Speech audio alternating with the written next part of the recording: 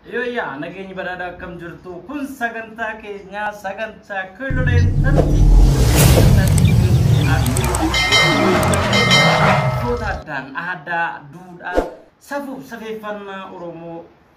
ada kenya bifa artitin yero yero kan sembrang gaw yo tau aga tumura saganta kenya tin fana tura na ferrake akasuma kilolen tartimen subscribe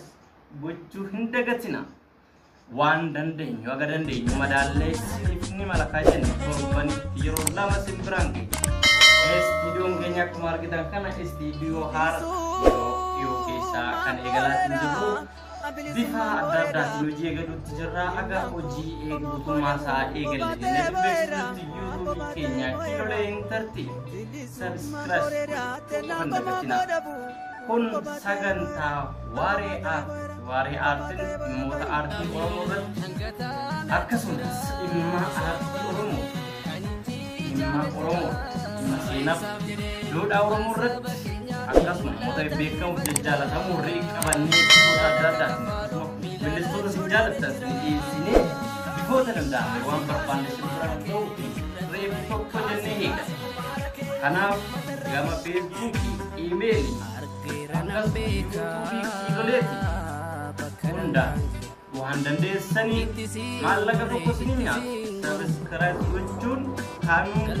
wandra malakanya sintanya kepada menuli karena saya yul manjelis mengusna ega data ya dengan hormatan kara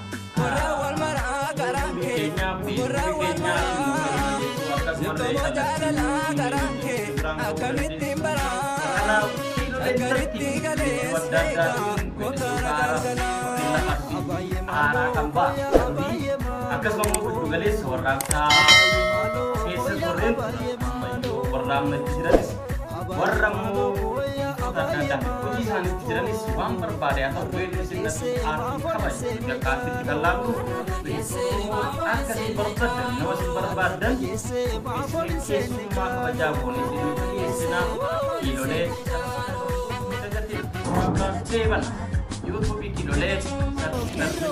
dagatina pun saganta kansasa Indonesia yero jangka teragau kalati YouTube ini salahkan garam yatu muraj rayu nende